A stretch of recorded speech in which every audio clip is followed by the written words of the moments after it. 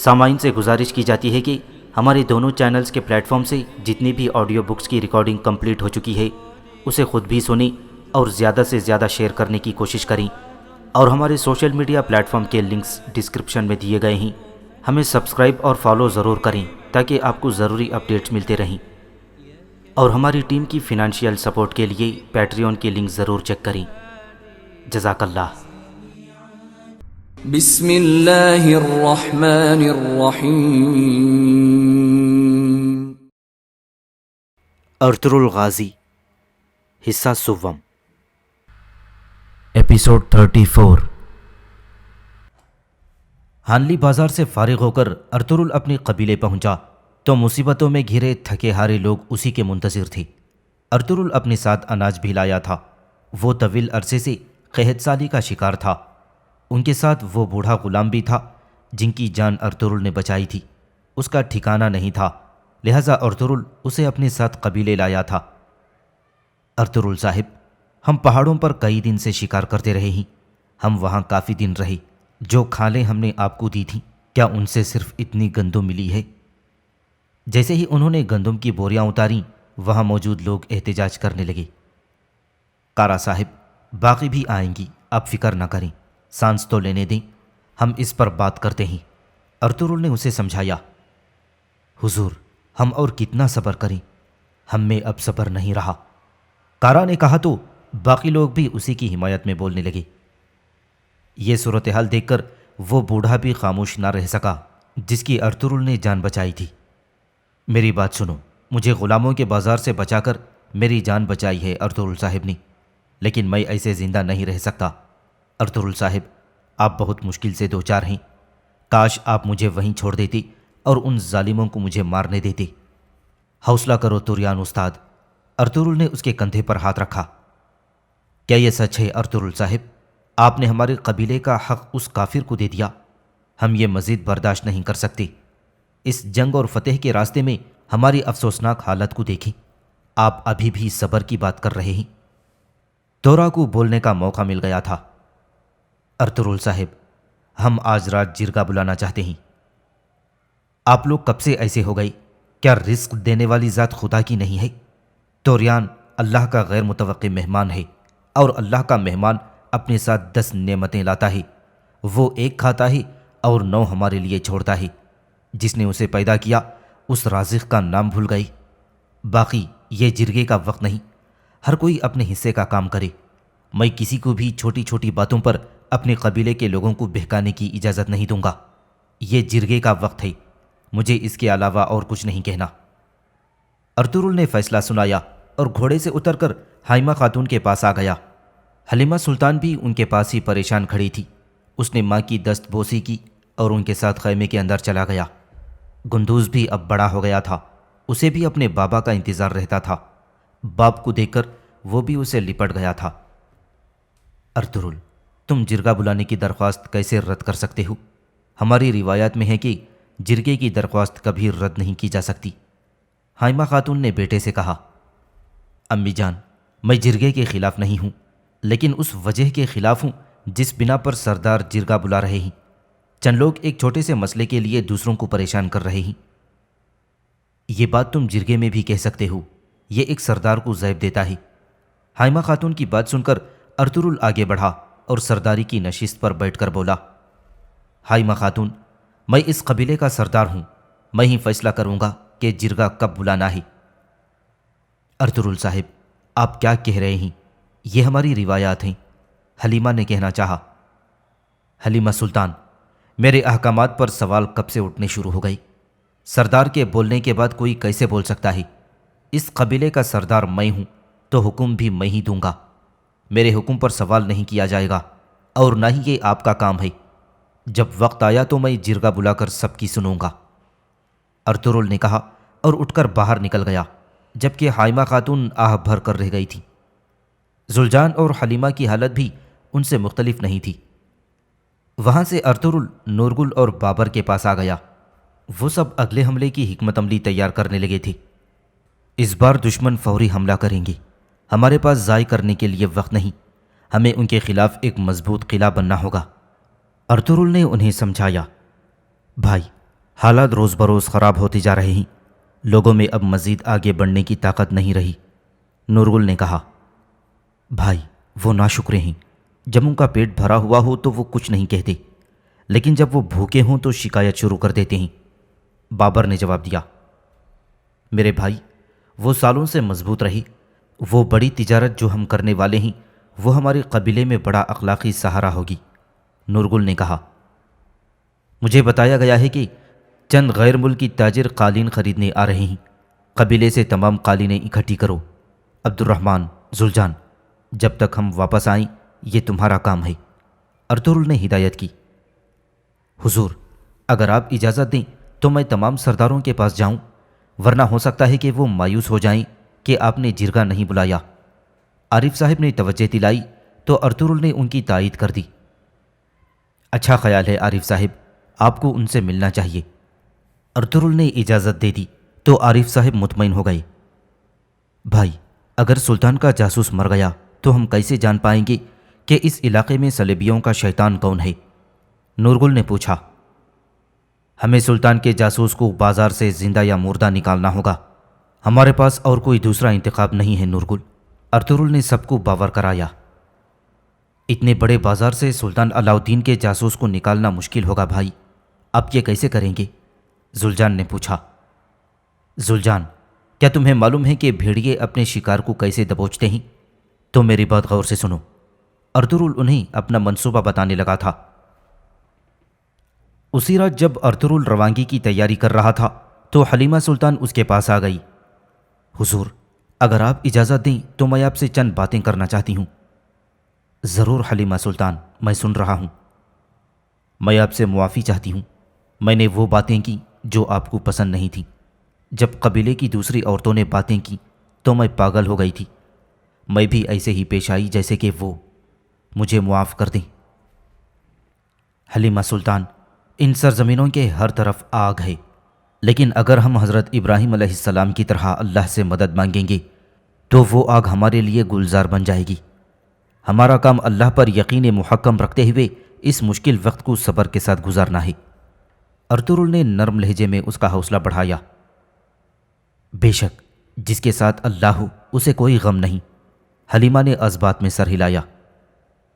جس کے ساتھ اللہ ہو اسے کوئی افسوس نہیں حلیمہ، ارطغرل نے کہا۔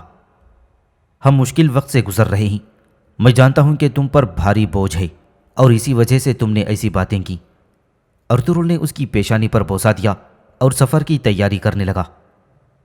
پھر وہ اپنے ساتھیوں کے پاس آ گیا جہاں ان سب نے خاص قسم کا بھیڑیوں والا لباس پہن رکھا تھا۔ بھیڑیے دھندلے آسمان کے شوقین ہیں، چلو بہادروں، جنگ ہماری ہے اور فتح اللہ کی۔ ارطغرل نے ان کا جوش بڑھایا۔ کچھ دیر بعد وہ سب ہانلی بازار کی طرف اڑے چلے جا رہے تھے۔ اورال، لگتا ہے ارطغرل ہم دونوں کے لیے مسئلہ بنے گا۔ سیمون نے ارطغرل کو اپنے ساتھیوں کے ساتھ بازار سے نکلتے دیکھا تو قریب کھڑے اورال سے مخاطب ہوا جو اپنی زخمی ٹانگ پکڑے کر رہا تھا۔ مجھے لگتا ہے تم اپنی ٹانگ تقریباً کھو چکے ہو اورال۔ سیمون، جو مجھ پر بوجھ ڈالتے ہیں وہ اپنی موت کو آواز دیتے ہیں، پھر ان کے لیے موت کے علاوہ کوئی چارہ نہیں۔ اب اس بات کو حقیقی روپ دینے کا وقت آ گیا ہے۔ میرے بابا ہمیشہ کہا کرتے تھے کہ کوئی زہر اتنا میٹھا نہیں جتنا آدم اور حوا کا سیب ہے، اللہ انہیں جنت میں دے گا۔ میں اس پر ہمیشہ یقین کرتا ہوں۔ اس کالی مکڑی کا سایہ ہماری حکمرانی کو قائم رکھے۔ سیمون نے زہر کی شیشی اورال کی طرف بڑھا دی۔ اب ہم دونوں کو اپنے راستے سے آنے والی ہر رکاوٹ کو ہٹانے کے لیے مل کر کام کرنا ہوگا تاکہ ہماری شراکت داری سلامت رہے۔ اورال نے شیشی تھام کر اس کا شکر ادا کیا۔ آج رات چچا توکتاماش کی موت سے پہلے رکاوٹ صاف ہو جائے گی۔ وینس کے تاجر بہت جلد یہاں ہوں گے، کیا تمہارا مال تیار ہے؟ سیمون نے پوچھا۔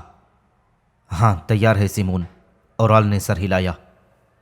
تم ہر بات اپنے بابا سے کیوں چھپاتے ہو؟ سیمون نے منہ بنایا۔ اگر میں نہ چھپاؤں تو کام کرنے کا مزہ نہیں آتا، اورال نے جواب دیا اور باہر چلا گیا۔ اے بادشاہوں کے بادشاہ، جس نے اپنا بیٹا ہمارے لیے زمین پر اتارا، تیرے پیغمبر علیہ السلام کی روح جو طاقت میں تیرے برابر ہے، جو تیری بالادستی کا آلاب جاپ رہی ہے۔ اے عظیم مسیح، مجھے قوت بخش میرے آقا، انتقام کے ساتھ میرے دشمنوں کے لیے یہ دنیا جہنم بنا دے۔ اورال کی بیوی چولپان خاتون کی دعا جاری تھی کہ نقارے کی تیز آواز نے اسے چونکا دیا۔ اس نے جلدی سے روشن شمع بجھائی اور صلیب کو کپڑے میں لپیٹ کر صندوق میں رکھ دیا۔ بظاہر وہ ایک مسلمان کی زندگی گزار رہی تھی، لیکن در حقیقت وہ اب بھی اپنے مذہب پر قائم تھی۔ چاودار قبیلے کے سردار جاندار، اس کا بھائی تکتامش، بیٹی اسلحان اور بیٹا اورال ہانلی بازار سے واپس آ گئے تھے۔ نقارے کی آواز سن کر چولپان خاتون خیمے سے باہر آئی اور ان لوگوں کا استقبال کیا۔ جس وقت وہ زخمی اورال کو ساتھ لے کر خیمے میں جانے والی تھی، سردار جاندار کی آواز نے اسے روک لیا۔ آج رات ایک ضیافت کا اہتمام کیا جائے جس میں صرف چند خاص مہمان شریک ہوں گے۔ جو حکم میرے آقا، چولپان خاتون نے تعظیم پیش کی اور اورال کے ساتھ خیمے میں چلی گئی۔ وہ اپنے شوہر کو زخمی دیکھ کر پریشان ہو گئی تھی۔ حضور، آپ کی ٹانگ کو کیا ہوا؟ بابا کو سب پتہ چل گیا ہے۔ میں نے تجارت میں غبن کیا ہے، نفع میں سے کچھ سونا چھپایا ہے۔ اب میں کسی کو نہیں چھوڑوں گا، اورال نے غصے سے کہا۔ اس دوران چولپان خاتون آگے بڑھ کر اس کے زخم کی صفائی کرنے لگی۔ جب مجھے سکون نہیں تو میں کسی کو سکون سے نہیں رہنے دوں گا۔ اورال کو ایک پل سکون نہیں مل رہا تھا۔ اپنے غصے کو قابو میں کریں، غصے میں کیا ہوا فیصلہ ٹھیک نہیں ہوتا۔ جب ہر ایک کی نظر آپ پر ہو تو آپ کو ایک سیلاب نہیں بلکہ ساکن پانی کی طرح نظر آنا چاہیے۔ جب وقت آیا تو آپ دوبارہ بہنا شروع ہو جائیں گے اور پہلے سے کہیں زیادہ طاقت حاصل کر لیں گے۔ چولپان، اب ساری صورتحال کا بابا کو پتہ چل گیا ہے۔ یہ سب بہت برا ہوا، اورال نے بتایا۔ بابا کو کون بتا سکتا ہے؟ اس معاملے میں یقیناً توکتامش ملوث ہے، لیکن اس کا وقت اب ختم ہو چکا ہے۔ اورال نے جیب سے زہر کی شیشی نکال کر چولپان خاتون کی طرف بڑھا دی۔ آج رات ہم توکتاموش کو اس کی قبر میں پہنچا دیں گے۔ آلیار کی آمد سے قبل اس کا خاتمہ ضروری ہے، بصورت دیگر شاید سب کچھ ہمارے لیے نکل جائے۔ اورال نے جواب دیا۔ بے فکر رہیں، بالکل ایسا ہی ہوگا۔ آپ کا غصہ شدید ہے مگر آپ لاپرواہ نہیں۔ اگر کوئی ان منحوس زمینوں میں میرے اورال کی سرداری میں رکاوٹ بنے گا تو وہ اپنے غصے میں دم گھٹ کر مر جائے گا۔ چولپان خاتون نے مسکراتے ہوئے کہا۔ آج کا دن ہمارا ہے چولپان۔ توکتامش آج ہمارے بابا اور اپنے بھائی کے ساتھ آخری کھانا کھائے گا۔ توکتامش، تم ہمارے قبیلے کے آوارہ کتے ہو۔ اورال کی آنکھوں میں نفرت تھی۔ رات کو سردار جاندار کے مرکزی خیمے میں دسترخوان بچھایا گیا تو اس وقت طرح طرح کے لذیذ پکوان چنے گئے تھے۔ گھر کے سب افراد دسترخوان پر موجود تھے۔ کھانے کے ساتھ ساتھ خوشگپیوں کا سلسلہ بھی جاری تھا، لیکن اورال اور چولپان کے علاوہ کوئی نہیں جانتا تھا کہ توکتامش کو ملازمہ نے جو شربت پیش کیا تھا اس میں زہر شامل تھا۔ زہر ملا شربت پینے کے کچھ دیر بعد ہی توکتامش کی حالت خراب ہونے لگی۔ بوڑھا توکتامش سر جھٹک کر غنودگی دور کرنے کی کوشش کرنے لگا، جبکہ اورال اور چولپان کے لبوں پر غیر محسوس مسکراہٹ تھی۔ جیسے ہی سردار جاندار نے اورال کی حرکتوں پر گفتگو شروع کی، توکتامش پر پاگل پن کا دورہ پڑ گیا تھا۔ اسے ارد گرد بیٹھے لوگوں کے چہرے خوفناک دکھائی دینے لگے۔ وہ بہت گھبرایا ہوا اور بدحواس دکھائی دے رہا تھا۔ پھر اس نے خنجر نکال کر اورال پر حملہ کر دیا اور ساتھ ہی سردار جاندار کی طرف بھی بڑھا، لیکن سردار اب سنبھل گیا۔ جیسے ہی توکتامش قریب آیا، جاندار نے تلوار کا وار کر کے اپنے بھائی کو ہمیشہ کی نیند سلا دیا۔ سردار جاندار اب اپنے مردہ بھائی کے قریب بیٹھا اس کی غداری پر آنسو بہا رہا تھا۔ وہ یہی سمجھ رہا تھا کہ توکتامش اسے اور اورال کو قتل کرنا چاہتا تھا۔ اسلحان بھی گھبرا گئی تھی، جبکہ قریب کھڑا اورال اور چولپان خاتون بہت پرسکون دکھائی دے رہے تھے۔ توکتامش کے مرنے سے اورال کی زندگی کا ایک بڑا کانٹا نکل گیا تھا۔ مجرم ہانلی بازار میں اسی مقام پر بندھا ہوا تھا جہاں اس پر دوپہر میں تشدد کیا جا رہا تھا۔ مسلح محافظ اس کا پہرا دے رہا تھا۔ اس کے علاوہ سپاہی مختلف مقامات پر گھات لگائے بیٹھے تھے۔ ارطغرل، نورگل اور بابر نے بھیڑیوں کے لباس میں اس قدر اچانک اور شدید حملہ کیا کہ کوئی بھی سنبھل نہ سکا۔ ارطغرل نے زخمی قیدی کو ستون سے اتار کر کندھے پر اٹھا لیا، جبکہ اس کے ساتھی وہاں موجود محافظوں کا کام تمام کرنے لگے۔ سرائے کے جھروکے میں کھڑی ماریا بھی یہ منظر دیکھ رہی تھی۔ جب اس نے دیکھا کہ قیدی کو کھول کر لے جایا جا رہا ہے تو اس نے تیر کمان سنبھال لی۔ اگلے ہی لمحے ماریا نے نشانہ لے کر تیر پھینکا تو وہ سیدھا قیدی کے سینے میں پیوست ہو گیا۔ اسی وقت نورگل اور بابر نے ارطغرل کو اپنے حفاظت حصار میں لے لیا اور وہ محافظوں کا خاتمہ کرتے ہوئے وہاں سے بھاگ نکلنے میں کامیاب ہو گئی۔ کافی دیر سفر کرنے کے بعد وہ زخمی قیدی کو ہانلی بازار سے کافی دور لے آئی تھی۔ اب سورج بھی نکل آیا تھا۔ ایک محفوظ مقام پر پہنچ کر انہوں نے قیدی کو گھوڑے سے اتارا تو وہ مر چکا تھا۔ بھائی، یہ تو مر گیا، بابر نے اسے دیکھ کر کہا۔ یہ مرنے کے بعد بھی اپنا پیغام ہم تک پہنچا جائے گا، ارطغرل نے جواب دیا۔ اگلے ہی لمحے ارطغرل نے اپنا تیز خنجر نکالا اور مردہ شخص کے سر سے بال اتارنے لگا۔ سب حیرت سے اسے دیکھ رہے تھے۔ ابھی اس نے نصف سر کے بال اتارے تھے کہ بالوں کے نیچے سر کی جلد پر ایک تحریر دکھائی دینے لگی۔ یہ کیا لکھا ہے بھائی؟ بابر چونکا۔ یہ ہمارے دشمن کا نام ہے۔ یہ کون ہے بھائی؟ یحییٰ۔ انہوں نے اپنے جاسوس کی لاش دفن کر دی اور پھر قبیلے روانہ ہو گئے۔ جب وہ قبیلے پہنچے تو حائمہ خاتون، حلیمہ سلطان اور عارف صاحب قالین جمع کر رہے تھے۔ لوگ جرگہ نہ بلانے پر خفا تھے، لیکن عارف صاحب نے انہیں منا لیا تھا۔ حلیمہ سلطان، امید ہے سب ٹھیک ہوگا، ارطغرل نے حلیمہ سے پوچھا۔ سب ٹھیک ہے حضور، بس ہم زیادہ قالین جمع نہیں کر سکے۔ دل چھوٹا مت کرو، میں اپنے قبیلے کو اچھی طرح جانتا ہوں، ان کی دسترس میں جو بھی ہوگا وہ لے کر آئیں گے۔ اور پھر ایسا ہی ہوا۔ لوگ اپنے خیموں سے وہ تمام قالین لائے تھے جو ان کی آخری امید تھی۔ اب وہ مرکزی خیمے میں آ بیٹھے تھے۔ سردار، اس سرزمین کے دشمن بہت خاموش ہیں، جب سے آئے ہیں باقاعدہ کوئی لڑائی نہیں ہوئی، بابر نے کہا۔ اب تک ہم جتنے بھی دشمنوں سے لڑے ہیں یہ ان کے مقابلے میں کچھ بھی نہیں۔ تیتوش، نویان، یہ سب سے کمزور ہیں۔ نورگل نے بھی انہیں کمزور قرار دے دیا۔ نورگل، نویان اور تیتوش کو ہم جانتے تھے، وہ جیسے بھی تھے بہرحال بہادر دشمن تھے، جبکہ اس سرزمین پر دشمن گرگٹ کی طرح رنگ بدلتا ہے اور لومڑی کی طرح حملہ کرتا ہے۔ ظاہر دشمن سے زیادہ پوشیدہ دشمن سخت نقصان پہنچاتا ہے۔ اس سے قبل ہمارے دشمن ظاہر تھے، اپنے حملوں سے خود ہی ہمیں اپنے ہونے کا پتہ دیتے تھے۔ اس سرزمین پر ہمیں اپنا دشمن تلاش کرنا ہوگا، ارطغرل نے انہیں سمجھایا۔ ہم انہیں کیسے تلاش کریں گے بھائی؟ ہمیں صرف ایک نام پتہ ہے، یحییٰ۔ ہانلی بازار جیسی پرہجوم جگہ پر ہم اس یحییٰ کو کیسے تلاش کریں گے؟ نورگل نے بے چینی سے پوچھا۔ ہم اپنی تلاش اس غلام فروش سے شروع کریں گے جس نے ہمارے جاسوس پر چوری کا جھوٹا الزام لگایا تھا۔ وہ الزام صرف ایک بہانہ تھا، دراصل جاسوس کی اصلیت انہیں پتہ چل گئی تھی۔ وہ غلام فروش ضرور صلیبی جنگجو یحییٰ کے بارے میں جانتا ہوگا، ارطغرل نے جواب دیا۔ ٹھیک ہے بھائی، لیکن ممکن ہے وہ کرسٹان کو دانے کے طور پر استعمال کریں اور ہمیں اپنے جال میں پھنسا لیں، نورگل نے خدشہ ظاہر کیا۔ میرے بھائی نورگل کو تو دیکھو، سلامت رہو، کیسی چالاکی کی بات کی ہے۔ بابر نے اس کی تعریف کی تو سب مسکرا دیے۔ نورگل، ٹھیک کہا تم نے، مجھے خوشی ہے کہ تم انہی کی طرح سوچ رہے ہو۔ جب تک ہم اپنی سوچوں اور خیالوں کو دشمن سے 2 قدم آگے نہیں رکھیں گے کامیاب نہیں ہو پائیں گے۔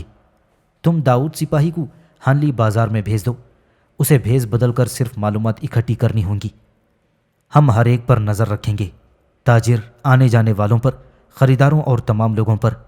وہ بھی یقیناً ہمارا تعاقب کریں گے۔ دیکھتے ہیں ہمارا سامنا کہاں ہوتا ہے۔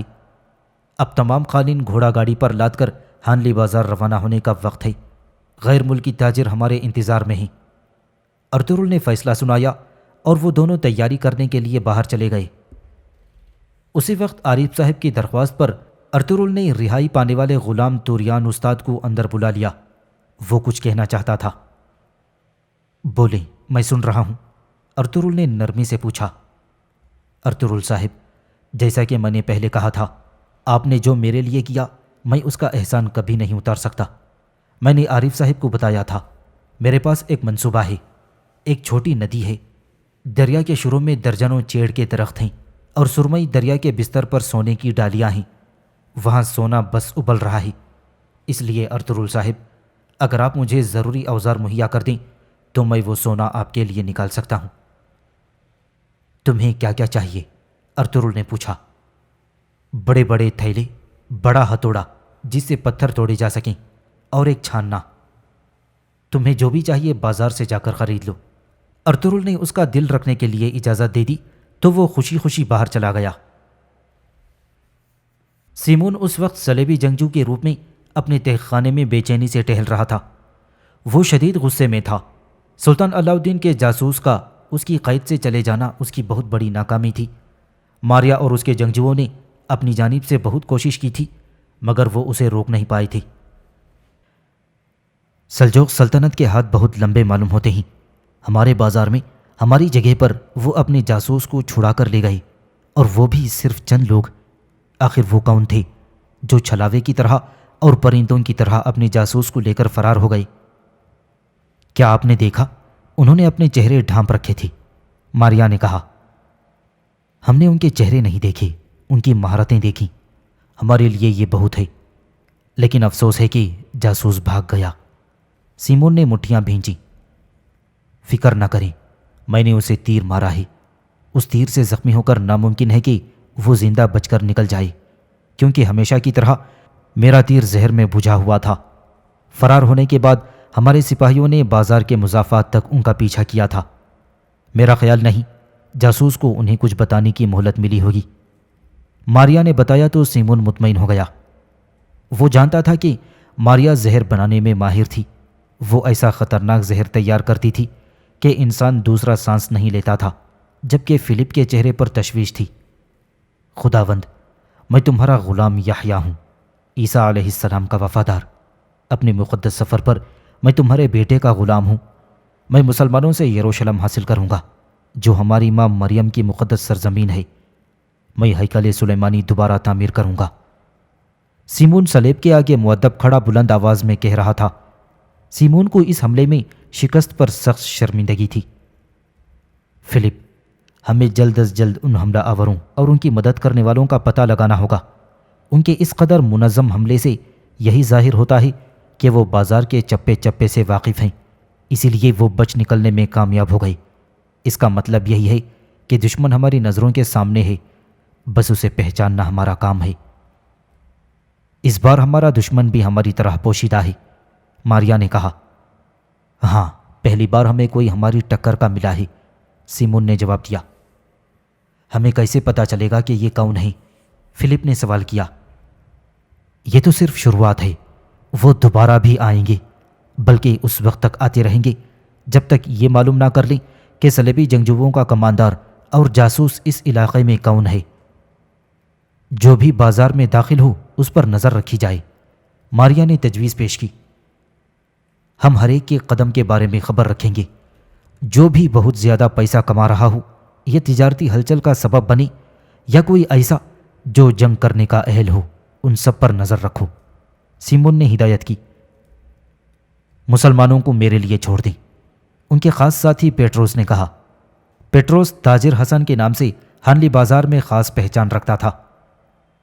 اور میں دوسری اقوام کو دیکھوں گا، فلپ نے ذمہ داری قبول کی۔ خاص طور پر کرسٹان کو ہم دانے کے طور پر استعمال کریں گے، یقیناً وہ اس سے ملیں گے۔ سیمون نے جام ہونٹوں سے لگایا اور باقی لوگ واپس چلے گئے۔ اورال اور چولپان خاتون اب مطمئن تھی۔ توکتامش جو ایک بڑی رکاوٹ تھی، اورال نے اس کی لاش کو مرکزی خیمے سے باہر ستون سے لٹکا دیا تھا تاکہ قبیلے کے باقی لوگ اس کی غداری سے عبرت حاصل کر سکیں۔ اورال مطمئن تھا کہ اب اس کے والد صرف اسی پر بھروسہ کریں گے۔ اگر کسی دن سیمون نے آپ کا راز کھول دیا تو؟ چولپان خاتون نے خدشہ ظاہر کیا۔ چولپان، تم خود کو اس بارے میں سوچ کر کیوں ہلکان کر رہی ہو؟ اورال، میرے گھر کی دہلیز پر آپ نے کب مسئلہ آنے دیا ہے؟ لیکن یہ صرف میرے اندر ایک آواز ہے کہ توکتامش کی لاش باہر نہیں لٹکانی چاہیے تھی، چولپان خاتون نے کہا۔ تمہیں اس بارے میں فکر مند ہونے کی ضرورت نہیں، میں نے وہی کیا ہے جو ضروری تھا۔ اورال نے بات ختم کر دی۔ اب وہ ان قالینوں کی بات کرنے لگے جو وہ غیر ملکی تاجروں کے ہاتھ فروخت کر کے سونا کمانے والے تھے۔ اگلی صبح اورال اپنے ساتھ چولپان خاتون کو بازار لے جانا چاہتا تھا، لیکن سردار جاندار نے اسلحان کو بازار لے جانے کی ہدایت دے دی، جہاں وہ بے دلی سے سامان اور اسلحان کو لے کر دکان پر پہنچ گیا۔ اس نے اسلحان کو دکان پر چھوڑا اور خود سیمون کی خیریت دریافت کرنے چلا گیا۔ میرے دوست سیمون، وہ اندر داخل ہوتے ہی خوشامد لہجے میں بولا، اسی وجہ سے تم مجھے پسند ہو۔ سیمون نے اس کی خوشامد پسندی کی تعریف کی۔ کل رات بازار میں طوفان آیا تھا، لیکن تمہیں ہلا بھی نہ سکا۔ اورال نے قیدی کی طرف اشارہ کیا۔ میں اپنی روح کو آرام دے رہا ہوں۔ اس دنیا سے تختامش کی روانگی نے مجھے بہت خوش کر دیا ہے۔ اب کوئی بھی ہمیں سونا کمانے سے روک نہیں سکے گا۔ سیمون نے موضوع بدل دیا۔ استاد سیمون، اس بار نفع آدھا آدھا نہیں ہوگا۔ اورال نے اسے آگاہ کرنا مناسب سمجھا۔ کیا مطلب؟ سیمون چونکا۔ تمہارا شکریہ کہ تختامش ایسے نکل گیا جیسے مکھن میں سے بال، لیکن تمہیں تھوڑا صبر کرنا ہوگا۔ جب تک بابا کی نظر میں میری پہلے والی ساکھ بحال نہیں ہوتی، بازار کا حق 10واں حصہ لو اور راستے سے ہٹ جاؤ۔ تم نے جو کیا اس کے بعد تمہارے بابا کی نظروں میں تمہاری ساکھ بحال ہونا ممکن نہیں ہے۔ مزید یہ کہ تمہارے بھائی آلیار کے قبیلے میں واپس آنے کے بعد تمہارے بابا تمام ذمہ داریاں تمہارے اس ایماندار بھائی کو سونپ دیں گے۔ خیر چھوڑو، یہ ہار دیکھو کیسا نفیس ہے۔ یہ چولپان خاتون کے گلے میں خوب جچے گا، اس کی دلکشی کو مزید بڑھا دے گا۔ سیمون نے ایک خوبصورت ہار اس کی طرف بڑھا دیا۔ اپنی نظریں میرے گھر سے دور رکھو، ورنہ تم اس دنیا کے حسن کو دوبارہ کبھی نہیں دیکھ سکو گے۔ اورال نے دھمکی دی تو سیمون اپنا قہقہہ نہ دبا سکا۔ پرسکون رہو میرے پیارے دوست، ایک چھوٹا سا دوستانہ مشورہ ہے، اس کے علاوہ خوبصورتی تفصیل سے پوشیدہ ہے۔ یہی وجہ ہے کہ تم ترک اصل میں عورت کی روح کو نہیں سمجھتے۔ چولپان خاتون اس ہار سے بہت زیادہ خوش ہوں گی۔ میرے پیارے دوست، ایک خوش عورت مطلب ایک مضبوط مرد۔ سیمون نے کہا تو اورال عجیب نظروں سے اسے گھورنے لگا۔ چاودار قبیلے کے سردار جاندار صاحب کا چھوٹا بیٹا آلیار قبیلے میں پہنچا تو سردار نے گرم جوشی سے بیٹے کا استقبال کیا، جبکہ قریب کھڑی چولپان خاتون کی آنکھوں میں ناگواری اود کر آئی تھی۔ اسلحان نے بتایا تھا کہ تم آ رہے ہو، مگر اتنی جلدی کی توقع نہ تھی۔ خوش آمدید میرے بیٹے۔ سردار جاندار نے بیٹے کو گلے سے لگا لیا۔ اسلحان بہن نے مجھے فوراً آنے کو کہا تھا۔ میرے دل میں آگ لگی تھی بابا، میں سمجھا شاید آپ کو کچھ ہو گیا ہے۔ اللہ سبحانہ و تعالیٰ کا شکر ہے کہ آپ خیریت سے ہیں۔ آلیار نے خوشی کا اظہار کیا۔ خوش آمدید آلیار صاحب۔ چولپان خاتون نے بھی اس کا استقبال کیا۔ شکریہ بھائی، شکریہ۔ آلیار نے سینے پر ہاتھ رکھ کر اسے تعظیم پیش کی، لیکن جیسے ہی آلیار کی نظر ستون سے جھولتے تختامش کی لاش پر پڑی، اس کی آنکھیں حیرت سے پھٹی رہ گئیں۔ بابا جان، کیا یہ چچا تختامش نہیں ہے؟ کیا ہوا بابا؟ کس نے مارا انہیں؟ یہ سن کر سردار جاندار خاموش ہو گیا۔ وہ غمزدہ دکھائی دے رہا تھا۔ ایسے میں چولپان خاتون نے فوراً تختامش کا جرم بتا دیا۔ اسے اس کی غداری کی سزا ملی ہے۔ کیسی غداری؟ آلیار چونکا۔ کل رات اس نے مجھے اور تمہارے بھائی کو قتل کرنے کی کوشش کی تھی، سردار جاندار نے بتایا۔ یہ کیسے ممکن ہے بابا؟ وہ آپ کے بھائی تھے، آپ کے ساتھ تھے، آپ کو کیسے قتل کر سکتے ہیں؟ بھائی کی غداری میری قسمت میں تھی، سردار جاندار نے بتایا، لیکن آلیار کو یقین نہیں آ رہا تھا۔ چنانچہ اس نے اپنے بابا سے درخواست کی کہ چچا تختامش کی لاش کو سولی سے اتار کر عزت سے دفن کرنے کی اجازت دی جائے۔ سردار جاندار کا دل بھی اپنے بھائی کی لاش کو یوں لٹکتا دیکھ کر کٹ رہا تھا، لہذا اس نے بیٹے کو اجازت دے دی کہ تختامش کی تدفین کر دی جائے۔ جب تختامش کی لاش کو اتار کر خیمے میں لے جایا گیا تو اس کا معائنہ کرنے کے بعد آلیار کو وہ علامت ڈھونڈنے میں دیر نہ لگی جن سے ثابت ہو رہا تھا کہ تختامش صاحب کو زہر دیا گیا تھا۔ ارطغرل اپنے ساتھیوں کے ہمراہ قالین لے کر ہانلی بازار پہنچا تو وہاں اورال اور اسلحان سے ملاقات ہو گئی۔ ارطغرل کو دیکھ کر اورال کی پیشانی پر بل پڑ گئے۔ اوہ، کائی قبیلے کے سردار ارطغرل صاحب ہانلی بازار تجارت کے لیے تشریف لائے ہیں۔ ویسے تجارت ایک جنگجو کے بس کا روگ نہیں، میدان جنگ اور تجارت کے بازار میں بہت فرق ہے۔ ارطغرل صاحب، ایک بوڑھے اور بیکار غلام کی جان بچانے کے لیے اس پر اپنے قبیلے کا حق ضائع کرنے والا ایک اچھا تاجر بھلا کیسے بن سکتا ہے؟ ہم تجارت کو رزق کا ذریعہ سمجھتے ہیں۔ اورال صاحب رزاق نہیں، رزق اللہ کے ذمے ہے۔ جس قدر مقدر میں لکھ دیا گیا ہے وہ مل کر رہے گا انشاءاللہ۔ مظلوموں پر ظلم ہوتے دیکھنا ہمارے لیے بوجھ سے زیادہ تکلیف دہ ہے۔ ارطغرل نے جواب دیا، خسارے کو خوبصورت اور جذباتی باتوں کا لباس پہنا کر آپ نفع نہیں کما سکتے ارطغرل صاحب۔ خیال رہے یہ بازار ہے، یہاں تاجر راہ چلتوں کو غلام بنا کر بیچ دیتے ہیں۔ اورال نے خبردار کر کے منہ موڑ لیا تھا۔ وہ باتو خان کے ساتھ سرائے میں چلا گیا تھا۔ ارطغرل صاحب، میرے بھائی کو معاف کر دیں، اس کا دماغ آج کل ٹھیک کام نہیں کر رہا۔ یہ بتائیں کیا آپ قالین لائے ہیں؟ اصلحان نے پوچھا۔ قبیلے میں جو کچھ تھا ہم نے وہ جمع کر لیا ہے، انشاءاللہ ہم اسے بیچیں گے۔ ارطغرل صاحب، تاجر اندر ہے، میرے بھائی ان کے ساتھ سودا نہیں کر سکے۔ اگر آپ 3 سونے کے سکے فی قالین سے کم قیمت مانگیں گے تو آپ کے تمام قالین فروخت ہو سکتے ہیں۔ اصلحان نے مخلصانہ مشورہ دیا۔ شکریہ اصلحان خاتون، میں کوشش کروں گا ہمیں کامیابی ہو۔ ارطغرل نے اصلحان کا شکر ادا کیا۔ ہنلی بازار پہنچتے ہی داؤد نے بھی اپنا کام شروع کر دیا تھا۔ ارطغرل قالین لے کر سرائے کے اندر داخل ہو گیا تو سیمون اور تاجر ریکارڈو گفتگو میں مشغول تھے۔ اورال سے ان کا سودا طے نہیں ہو پایا تھا۔ وینس کے تاجر ہر صورت مال خریدنا چاہتے تھے۔ ارطغرل صاحب، کیا چل رہا ہے؟ سیمون نے اسے دیکھ کر ہانک لگائی۔ میرے پاس کائی قبیلے کے تیار کردہ 100 قالین ہیں، میں انہیں بیچنا چاہتا ہوں، ارطغرل نے بتایا۔ آپ کو خدا نے بھیجا ہے۔ دیکھو سیمون، خدا ہمارے ساتھ ہے۔ تاجر ریکارڈو خوش ہو گیا۔ میں قالین یہاں لے کر آیا ہوں اور آپ سے بات کرنے کے لیے تیار ہوں۔ ارطغرل نے مال فروخت کرنے کے لیے رضامندی ظاہر کر دی۔ جیسے ہی ارطغرل نے زلجان کو قالین دکھانے کا حکم دیا تو سیمون درمیان میں آ گیا۔ ارطغرل صاحب، آپ میری سوچ سے بھی زیادہ ہوشیار نکلے، لیکن میرے بازار کے بھی کچھ اصول ہیں۔ میں ہر سودے کا 10واں حصہ لیتا ہوں۔ مجھے معلوم ہے سیمون۔ سیمون، یہ قالین بہترین ہیں، میں نے ایسی چیز کبھی نہیں دیکھی، ریکارڈو نے سرگوشی کی۔ بہت اچھی تیار کرتا ہیں، وینس میں 30 سونے کے سکوں سے کم میں فروخت نہیں ہوں گے۔ ارطغرل صاحب، آپ ان قالینوں کا کتنا مانگتے ہیں؟ سیمون نے پوچھا۔ 3 سونے کے سکے فی قالین، یعنی مجھے 100 قالینوں کے 300 سکے چاہیے۔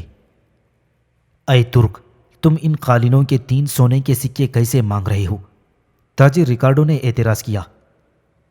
انہیں ہماری خواتین نے اپنے ہاتھوں سے تیار کیا ہے، یہ بازار میں بیچنے کے لیے نہیں بلکہ ہماری بیٹیوں کے لیے بنائی گئی تھی، ارطغرل نے بتایا۔ یہ میری نظر سے گزری بہترین قالینیں ہیں، لیکن جہاں تک 300 سونے کے سکوں کی بات ہے، اس سے مجھے نقصان ہوگا۔ ان قیمتی چیزوں کو قسطنطنیہ لے کر جانے میں بھی اخراجات ہوں گے۔ ریکارڈو نے اپنا مسئلہ بیان کر دیا تھا۔ وہ کسی طور اتنی رقم دینے کے لیے تیار نہیں تھا۔ ارطغرل کے لیے یہ سودا بہت اہم تھا، لہذا اس نے تاجر کو پیشکش کر دی کہ قالین قسطنطنیہ پہنچانے کی ذمہ داری وہ خود قبول کرے گا۔ قالین قسطنطنیہ پہنچانے کے لیے اس نے اپنے بہترین جانباز نورگل کا انتخاب کیا تھا۔ ارطغرل اپنے سپہ سالار کو قالینوں کی حفاظت کے لیے گھوڑا گاڑی کے ساتھ بھیجوا رہا ہے۔ اگر کچھ ہوا تو وہ اس کی ذمہ داری اٹھائے گا۔ یہ بہت تیز آدمی ہے اور جانتا ہے کہ تاجر ریکارڈو کو کیسے قائل کرنا ہے۔ سیمون نے اورال کو بتایا۔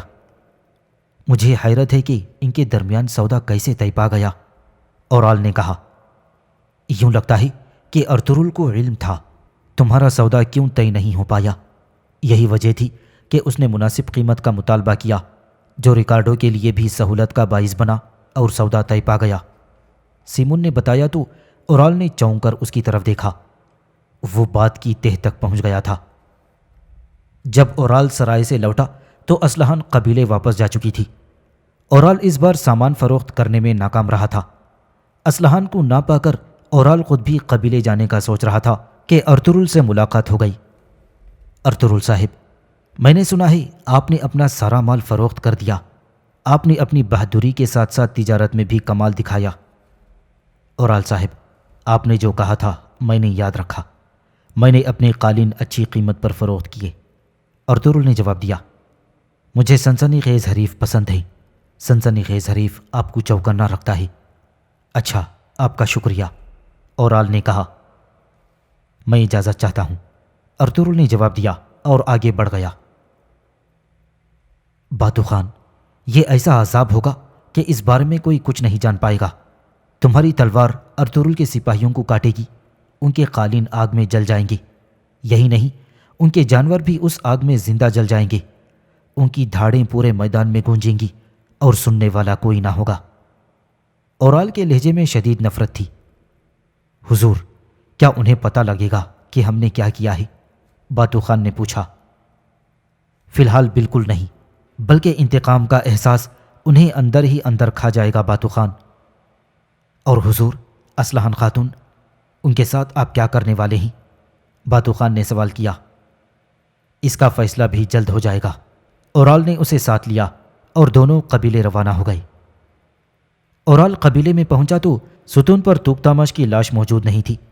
جب اسے معلوم ہوا کہ یہ لاش آلیار نے اتروائی ہے تو وہ آگ بگولا ہو گیا۔ آلیار نے لاش کو دفنا دیا تھا۔ تم نے یہ سب کیا کیا اسلحان؟ وہ اندر جاتے ہی اسلحان پر برس پڑا۔ کیا مسئلہ ہے بھائی؟ آپ کی آنکھیں ماتھے پر کیوں چڑھی ہیں؟ لگتا ہے ریکارڈو تاجر کو اپنی توقع کے مطابق مال نہیں بیچ پائی۔ اسلحان کا جواب سن کر اورال اس پر ہاتھ اٹھانے والا تھا کہ آلیار نے آگے بڑھ کر اسے روک لیا۔ یہ ہماری بہن ہے بھائی، اس کا دل مت دکھائیں۔ آلیار، میرا ہاتھ چھوڑ دو ورنہ میں تم پر بھی ہاتھ اٹھاؤں گا۔ اورال غصے میں کانپتے ہوئے بولا، اگر اس سے آپ کا غصہ کم ہوتا ہے تو ضرور مارے مجھے۔ تم نے ارطغرل سے کیوں کہا کہ وہ ریکارڈو کو بیچے؟ اورال نے اسلحان سے سوال کیا۔ آپ نے قبیلے کو مشکل صورتحال میں ڈال دیا تھا۔ آپ کی وجہ سے مال فروخت نہیں ہو سکا۔ آپ اپنی لالچ میں اندھے ہو گئے اور اب آپ میرا حساب لیں گے۔ اورال نے ایک بار پھر ہاتھ اٹھانا چاہا تو آلیار نے پھر اسے روک لیا۔ آلیار، قبیلہ کتابیں پڑھ کر نہیں چلایا جا سکتا، اپنی حد میں رہو۔ اورال چلایا۔ کیا ہو رہا ہے یہاں؟ سردار جاندار بھی وہاں آ گیا۔ کیا بات ہے اورال، تم نے کیا تماشا لگا رکھا ہے؟ علم حاصل کر کے برسوں بعد قبیلے واپس آنے والے بھائی کا استقبال ایسے کرتے ہو؟ جواب دو مجھے۔ بابا، میں اسلحان کی وجہ سے اپنا مال فروخت نہیں کر سکا۔ کیا یہی سچ ہے اسلحان؟ میری وجہ سے نہیں، آپ بابا کے ساتھ جس قیمت پر متفق ہوئے تھے اس سے زیادہ پر بیچنا چاہتے تھے۔ آپ یہ کیوں نہیں بتاتے کہ آپ نے سب خراب کر دیا ہے؟ اب آپ اپنی غلطی کا حساب مجھ سے لینا چاہتے ہیں؟ اسلحان بھی بول پڑی۔ اورال، کیا یہ حقیقت ہے؟ سردار جاندار نے اس کی طرف دیکھا۔ وہ قیمت کم کروائیں گے، اسی لیے میں نے زیادہ قیمت بتائی، بلکہ میرا خیال تھا ریکارڈو صرف ہمارے قبیلے سے ہی قالین خریدے گا، لیکن اسلحان نے سب کچھ برباد کر دیا۔ اس نے ارطغرل کو بتا دیا کہ غیر ملکی تاجر قالین خریدنے آئے ہیں، انہوں نے سارا مال قائی قبیلے سے خرید لیا ہے۔ اورال نے بتایا، تم یہ کیسے کر سکتی ہو اسلحان؟ اپنے کارخانے کو بڑھانے کے لیے ہم نے جو کوششیں کی، ہمارا خون پسینہ جو اس میں لگا ہے، تم وہ سب کیسے ضائع کر سکتی ہو؟ سردار جاندار کے لہجے میں حیرت تھی۔ بابا، میں نے تو بس، اسلحان نے کچھ کہنا چاہا۔ اسلحان نے ہماری پیٹھ میں چھرا گھونپا ہے بابا۔ مجھے تم سے ایسی توقع نہیں تھی اسلحان، شرم آنی چاہیے تمہیں۔ مجھے تمہیں اپنی بیٹی کہتے ہوئے شرم آتی ہے۔ سردار جاندار کو دکھ پہنچا تھا۔ بابا، اسلحان بہن نے غلطی کی ہے، جو ہونا تھا وہ ہو گیا۔ آلیار نے بات کو سنبھالنا چاہا۔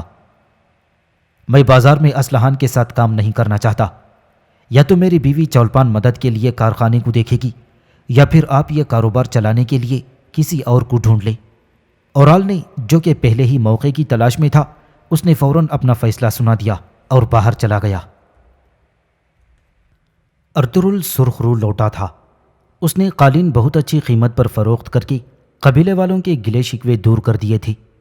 اب ان کے پاس وافر مقدار میں اناج بھی آ گیا تھا اور لوگ بھی مطمئن تھے۔ لاطینی صلیبی جو قسطنطنیہ پر قابض ہیں، وہ اپنے ہی مذہب کے لوگوں کو ستاتے ہیں۔ نکیا کی یونانی سلطنت صلیبیوں سے نفرت کرتی ہے، اسی وجہ سے سلطان علاؤ الدین نے یونانی سلطنت سے اچھے مراسم رکھے ہوئے ہیں۔ ہم سرحدی علاقے پر ہیں، ہم سب سے خطرناک علاقوں میں ہیں، لیکن جو بھی اس سرحد کی حفاظت کرے گا، یہاں موجود سازشوں کا مقابلہ کرتے ہوئے ڈٹا رہے گا، مستقبل اسی کے ہاتھ میں ہوگا۔ ارطغرل نے نقشہ سامنے بچھا کر مختلف مقامات کی نشاندہی کی۔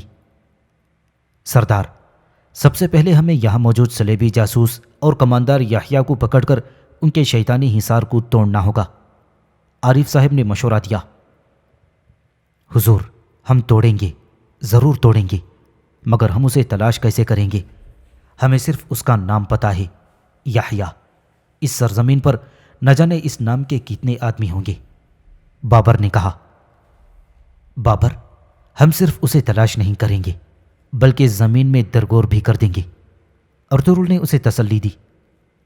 اسی وقت ہانلی بازار سے داؤد بھی آ گیا۔ حضور، بازار کے حالات پیچیدہ ہیں۔ آپ کے حکم کے مطابق میں نے غلام فروش کا پیچھا کیا، لیکن بازار میں افراتفری کی وجہ سے میں نے اسے کھو دیا۔ بھائی، کیا آپ کو کسی پر شک ہے؟ عبد الرحمن نے پوچھا۔ ہاں، ہانلی بازار کے مالک سیمون پر۔ کان چھیدا ہوا شخص، اس نے سالوں سے بہت پیسہ کمایا ہے، اس کے پاس مسلح لشکر ہے۔ میرا خیال ہے وہی یحییٰ ہے، یا پھر وہ یحییٰ کے لیے کام کرتا ہے۔ ارطغرل نے اپنے شک کا اظہار کر دیا۔ پھر تو ہمیں ان کی کچھار میں جانا ہوگا، عارف صاحب نے کہا۔ یقیناً ہم جائیں گے عارف صاحب، ہر ایک کی نظریں ہم پر ہیں، خاص طور پر ہانلی بازار میں ہماری کامیاب تجارت کے بعد ہر طرف ہمارے تذکرے ہیں۔ بس تھوڑا سا اور وقت ہے میرے بہادر سپاہیوں، پھر ہم ایک قوم بن کر دنیا کے سامنے آئیں گے اور چھا جائیں گے۔ ارطغرل نے اپنے ساتھیوں سے کہا۔ اس کے لہجے میں اب بھی وہی اعتماد تھا، اسے اپنی کامیابی کا اب بھی اتنا ہی یقین تھا۔ ایک آدمی عربوں کے بھیس میں کرسٹان کا تعاقب کر رہا تھا۔ اگر میں وہاں نہ ہوتا تو وہ اس کے بارے میں بہت سے معلومات حاصل کرنے میں کامیاب ہو جاتا۔ پیٹروس، جو تاجر حسن کے نام سے جانا جاتا تھا، سیمون کو صورتحال سے آگاہ کر رہا تھا۔ وہ دوبارہ آئے گا، سیمون نے کہا۔ یقینی طور پر اس بار کوئی اور ساتھ آئے گا، سب کو خبردار کر دو۔ استاد سیمون، کیا آپ کو کسی پر شک ہے؟ تاجر حسن نے پوچھا۔ ہاں، سلیمان شاہ کے بیٹے ارطغرل پر، سیمون نے جواب دیا۔ اس نے بڑے بڑے کام کیے ہیں، اس نے سالوں کے تجربے کار اورال کو نقصان پہنچایا ہے، ہمیں اس کے خلاف فوری کارروائی کرنا ہوگی۔ تاجر حسن نے مشورہ دیا۔ حسن، تمہارا کام خود کو مسلمان ظاہر کرنا ہے۔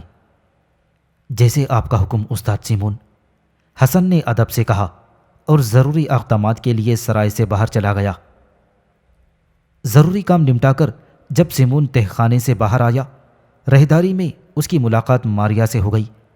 اس کے ساتھ سپاہیوں نے کسی زخمی سپاہی کو اٹھایا ہوا تھا۔ بھائی، ارطغرل کا سپہ سالار نورگل ہمیں راستے میں ملا ہے، میں نے سوچا شاید یہ آپ کے کسی کام آ سکے، جیسا کہ آپ توقع کر رہے تھے۔ اورال نے تمام سپاہیوں کو قتل کر کے گھوڑا گاڑی پر لدا مال بھی جلا دیا ہے، اب وہاں لاشوں اور راکھ کے سوا کچھ باقی نہیں بچا۔ شاباش ماریا، میں نے تمہاری اچھی پرورش کی ہے، تم ہر مشکل میں اپنا حق ادا کر دیتی ہو۔ اسے ابھی کمرے میں لے جاؤ، اس کی جان بچانے کی کوشش کرو، یہ ہمارے لیے بہت اہم ثابت ہو سکتا ہے۔ اس نے ماریا کو بھیج دیا اور پھر فلپ کی جانب متوجہ ہوا۔ فلپ، تم ابھی کائی قبیلے جاؤ، ارطغرل صاحب سے ملو، انہیں بتاؤ کہ ہمیں ان کا سپہ سالار شدید زخمی حالت میں ملا ہے۔ اس کے علاوہ کچھ آدمی بھیج کر میدان میں بکھری ہوئی لاشیں بھی یہاں منگوا لو۔ جیسے آپ کا حکم استاد سیمون۔ ارطغرل کو یقین ہو جانا چاہیے کہ ہم اس کی سرداری کا احترام کرتے ہیں اور اس کے خیر خواہ بنے ہوئے ہیں۔ مجھے نورگل کے قریب یہ خنجر ملا ہے۔ اسی وقت ماریا نے واپس آ کر ایک خنجر سیمون کی طرف بڑھا دیا۔ اس کے دستے پر چاودار قبیلے کا نام کندہ ہے۔ اس حملے کا ثبوت آپ کے ہاتھ میں ہے، اب آپ اورال سے بلی اور چوہے کا کھیل کھیل سکتے ہیں۔ صرف اورال کے ساتھ نہیں بلکہ سلطان کے جاسوس ارطغرل کے ساتھ بھی، سیمون نے قہقہا لگایا۔ اسے یہ خبر مل چکی تھی کہ ارطغرل نے پیٹریشو کے ٹیمپلر قلعے میں تیتوش اور سلیبیوں کو قتل کیا تھا۔ سیمون کو یقین ہو گیا تھا کہ ارطغرل ہی وہ جاسوس ہے جس کی انہیں تلاش تھی۔ معاملہ ابھی گرم تھا، سیمون نے قالین خریدنے والے تاجر ریکارڈو کو بھی سرائے میں بلوا لیا اور اطلاع دے دی، تمہارے سارے قالین جل گئے ہیں، تمہارے دونوں آدمی بھی مارے گئے ہیں، ان کی لاشوں کو تھوڑی دیر میں یہاں لایا جا رہا ہے۔ Ertugrul, Ricardo چونکا۔ اس نے زبان دی تھی کہ تمہارا مال اس کی حفاظت میں جائے گا، وہ تمام نقصان پورا کرنے کا ذمہ دار ہے، سیمون نے اسے تسلی دی۔